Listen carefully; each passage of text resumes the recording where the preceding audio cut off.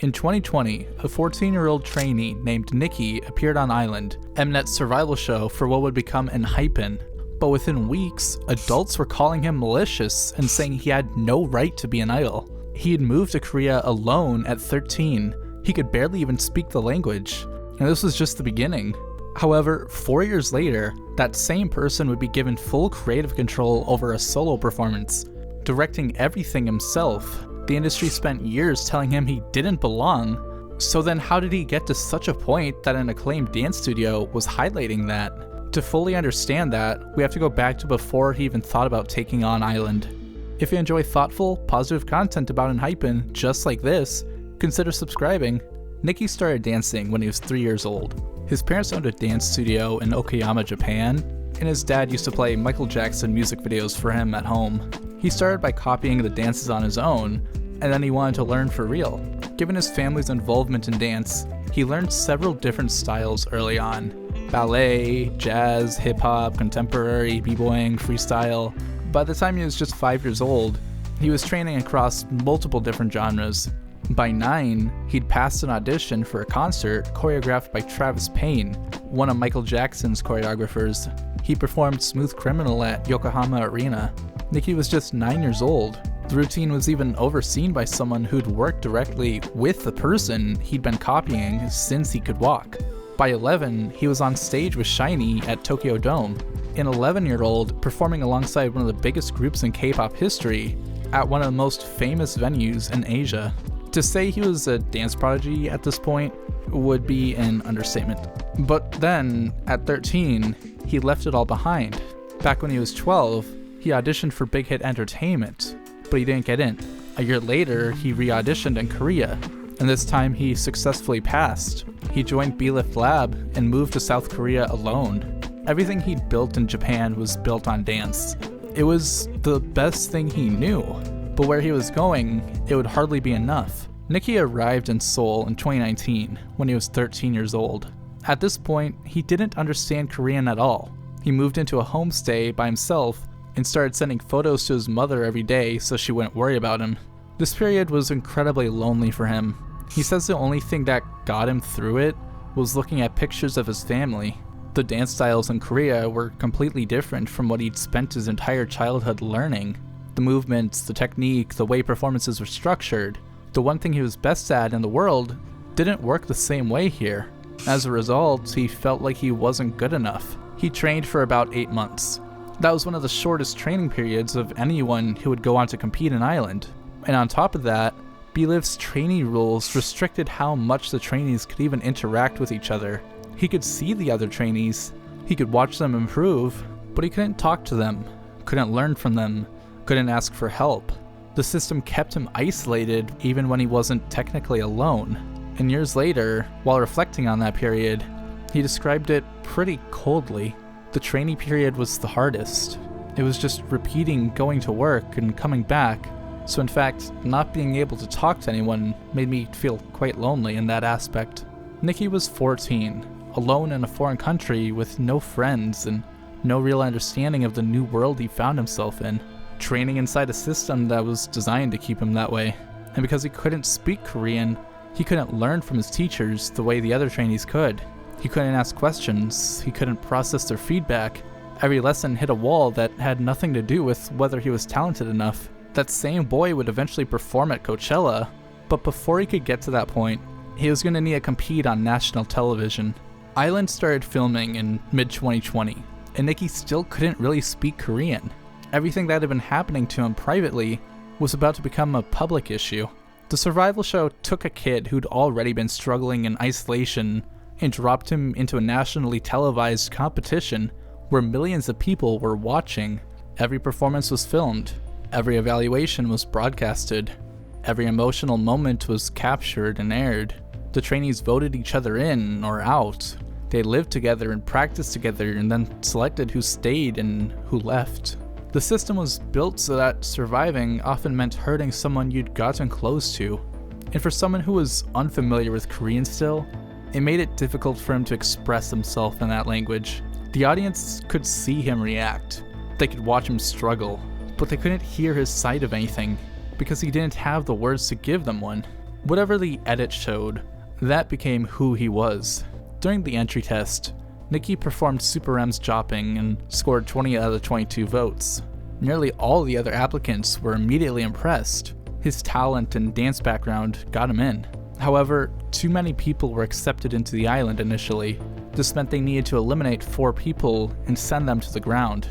Even though Niki was forced to practice alone for most of his time as a trainee, Island heightened whatever pre-existing relationship he shared with another Japanese trainee, Taki. Niki felt like Taki still had room to improve, and given not only his strong background in dance, but his close affiliation with his own parents being deep in it, he believed it'd be best for Taki to train under pressure from the ground. However, the show's edit framed him as selfish, hot-headed, and generally lacking empathy. From this point, adults online decided what type of person he was, just from the first episode alone. This is where those tweets from earlier began surfacing. People were berating a 14-year-old kid who had no idea what he was doing to begin with. He was still trying to figure it out himself, and what made it worse was that he couldn't defend himself. For one, he probably had no idea what was going on. The Islanders weren't allowed to use their phones. In fact, it was a reward for doing well. And even if he did know what was going on, he couldn't push back against the way the show was framing him, because he didn't have the right words for it. Back then, I couldn't speak Korean at all, so I didn't know how to hold a conversation, and I just did whatever I was told. I think the language barrier felt really big at the time. The edit made him look like he didn't care about the other people around him, but the truth of it was the very opposite. He just couldn't express himself right. After being sent to the ground, he and Jay ended up leading the grounders together. The ground was where the trainees who'd been voted out had to wait, practice, and hope for a chance to return. There was 2 people trying to hold that group together, one of whom could barely communicate with them. Jay actually knew some Japanese, which allowed him to help Niki when things were getting complicated. There were other Japanese trainees around too, but without that kind of support, Niki would have been almost entirely cut off from the people he was supposed to be leading. And even with Jay's help, the pressure of that role weighed on him. He had to teach other trainees choreography, he had to guide them through practice, and he had to do it in a language he was still learning, while unknowingly carrying the public perception that he was selfish and didn't care about anyone but himself. In episode 8, one of the other Japanese trainees, named Kei, confronted Niki in front of the other trainees for not taking things seriously enough. And honestly, Kei was probably right. Niki was 14. He was focused on his own performance the way a kid would be, not on how the group looked as a whole. But the way it played out on camera was a teenage boy getting scolded until he cried in the bathroom. In a competition where millions of people were already forming opinions about him based on footage he couldn't control, the issues he was facing here were troubling. However, even with the backlash he received online, he survived 2 global votes, eventually making it to the live finale. This was the round to decide whether he would debut in ENHYPEN or not. It was almost entirely up to the global viewers, with only 1 of the 7 members being selected by the producers. However, despite the language struggles, despite the fact he was still immature, despite the fact he was still receiving hate online for the way he acted, he was accepted into ENHYPEN. Niki placed 4th with over 1.1 million votes. Even though some people misunderstood the moment and thought he was some selfish brat kid, there were still people out there that could empathize with him and understand where he was coming from. On November 30th, 2020, ENHYPEN debuted with Given Taken. Niki was still 14. He'd spent 8 months practicing alone, 3 months on a survival show that told millions of people who he was before he could tell them himself, and now he was standing on a stage as a debuted idol. The finish line he'd been working toward since he left Japan was here. However, the perception people had built of him during Island continued to follow him. He was a selfish kid with a bad attitude. It didn't matter that he'd led the grounders when no one else could. The audience had already decided, and because of that, he'd spend years trying to outrun something a survival show had decided about him when he was 14. After debut, nothing really slowed down. ENHYPEN released their first album and immediately started the cycle that every K-pop group runs on. And for Niki, the industry kept demanding things from him that didn't account for the fact that he was still a child. In April 2021, ENHYPEN released Fever. The choreography involved body rolls, sensual stares into the camera, and things you generally don't see children performing. The styling was dark and mature. The lyrics were about desire and surrender. Niki was 15 years old. He didn't choose the concept. He didn't choose the choreography. He just performed what the comeback demanded him to perform, because that's how the system works. And if you watch it back knowing his age, the performance doesn't look impressive. Rather, it feels uncomfortable to watch. At the core of it all, he was still incredibly young, especially for an industry that requires you to entertain no matter what. And then, in November 2021, it got to him. During ENHYPEN's N-Connect fan meeting, Niki broke down crying on stage. It was their second fan meeting, about a year after debut. He'd been trying to hide how he was feeling from the other members for a long time, but standing in front of fans during a segment where the members were addressing them directly, he couldn't hold it anymore. On top of his busy schedule, travel restrictions due to the pandemic had made it impossible for him to go home to Japan. He hadn't seen his family in over 2 years. I tried to hide it from the members, but standing in front of engines, I realized how terribly I miss my family. I honestly can't wait to get to see my parents again. Thank you, Mom and Dad, for bringing me into this world. But even inside of all that, there were moments where it didn't hurt as bad. During his first Korean New Year after debut, all the other members went home to their families. Niki figured he'd be spending it alone. That was just how it worked for him. His family was in Japan, and going back wasn't an option. But Jay invited him over. Jay's parents cooked for him and made him feel welcome. He slept over at their house. For a few days, he got to be somewhere that felt like home instead of work. It was a small thing, but for a kid who'd been on his own since he was 13, it meant a lot. However, at some point during his early years, the language barrier that had defined almost every struggle in his early life started to dissolve. By mid-2022, his body had practically switched languages. I get confused when doing the Japanese version sometimes, because I'm used to the Korean versions, and I have muscle memory for them. But while he was becoming someone new on the inside, the outside world kept finding new reasons to come after him. In August 2022, a malicious YouTuber published slanderous videos targeting him with false claims. Sojong, who had built a following by creating defamatory content about K-pop idols, was now targeting Niki. Those who already didn't like Niki chose to join in. He was 16. Engines organized campaigns asking Belift Lab to take legal action and protect him. However, the company said nothing about his case specifically. In February 2023, the group went live on Weverse to celebrate the end of their first world tour. They had a cake. Jungwon said Sunwoo should blow out the candles as the representative for the group. And before Sunwoo got the chance, Niki stuck his hand out toward the flame, like he was going to blow it out himself. He didn't think it would actually work, but the candles went out. The other members didn't look angry. They honestly looked surprised it worked. Sunghoon actually tried the same thing himself after Jungwon relit them. It was the kind of dumb, impulsive thing a teenager does without thinking it through, because that's what he was. He was 17. He'd been in the industry since he was 13, and had never really gotten to just be a kid who makes a mistake without the whole world watching. But the clip circulated without any of that context. People online called him a bully. They said he had a horrendous spirit. One person wrote, "One day I will punch that little boy in the face." Another said, "Someone curb stomped this little boy." Adults writing about a 17-year-old over a candle. Mind you, the other members who were actually there didn't even care. The sad part is, this wasn't anything new. It was the same cycle that had been following him since Island. Something happens, a clip gets pulled out of context, and people who don't know him decide he's cruel. He was 14 when it started. He was almost 17 now. The accusations kept changing form, but the accusers were never changing their perspective. That same month, ENHYPEN departed from Manila after 3 sold-out concerts. A female security officer conducted a pat-down on the members while giggling and asking them to lower their masks. Other staff members behind the barrier were filming on their phones. Niki was still a minor. The Filipino government launched a formal investigation, and the Office for Transportation Security acknowledged the unprofessional conduct. Then in May 2023, Korean fans sent protest trucks to HYBE's headquarters. They wanted the choreography for Bite Me changed. specifically the parts involving paired female backup dancers. The choreography they were protesting was something Niki had partially created.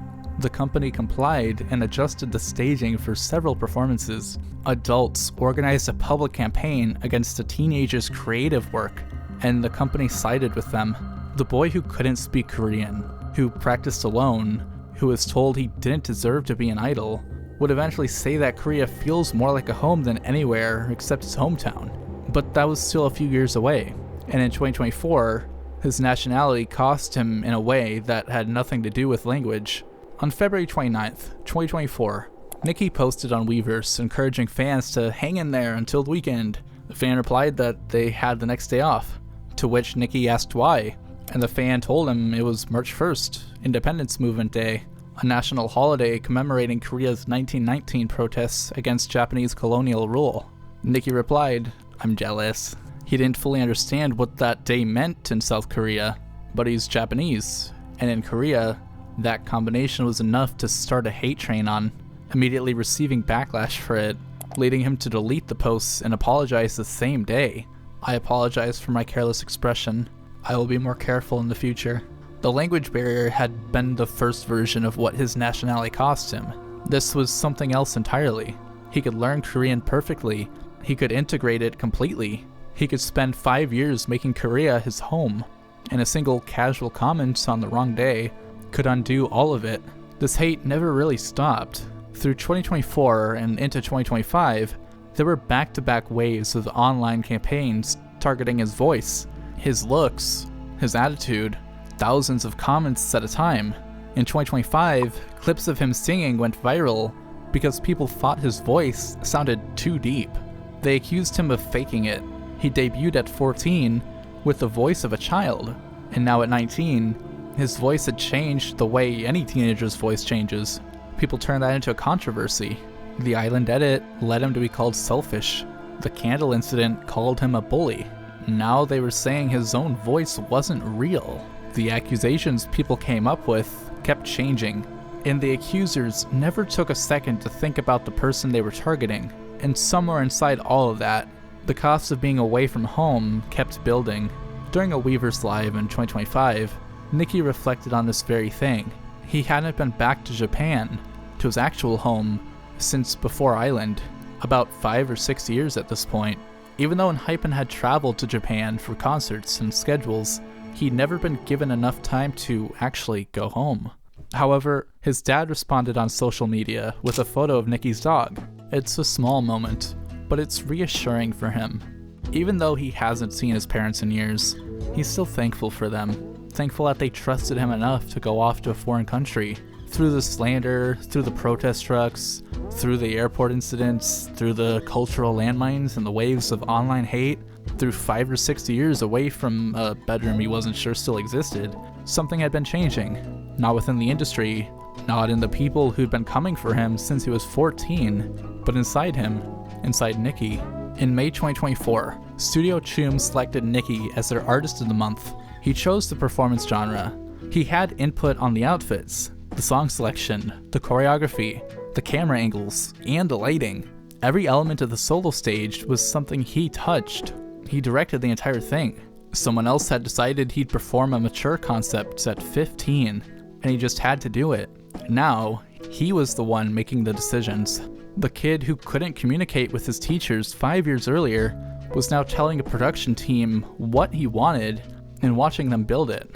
All the feelings I had when I first fell in love with dance came back to me, like I was a trainee again. Back then, I was absolutely determined to debut. It was do or die. So I approached Artist of the Month with the same kind of determination, looking at it like my first and last chance. He never really said anything about the hate. He never sat down and told people they had him wrong. He just kept up with what was expected of him. And over time, the person who kept showing up was different from before. The people who called him selfish at 14 watched him credit his group for everything. I want us all to do a good job and make it together. I think the reason we've made it this far is because we all make up for each other's shortcomings. The boy who practiced alone because he couldn't talk to anyone now thinks in Korean without trying. The boy who left home at 13 and hasn't been back in 6 years doesn't talk about it like someone who lost something. He talks about it like someone who found a second place to belong. Excluding my hometown, Korea is now more comfortable. I've gotten used to it to that extent. He's not the same kid they tried to break. And that's okay, because the people in the industry that refused to wait for him finally had to catch up to him.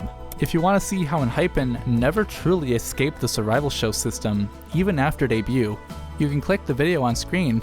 Thanks for watching! Bye bye bye bye bye bye bye bye bye bye bye.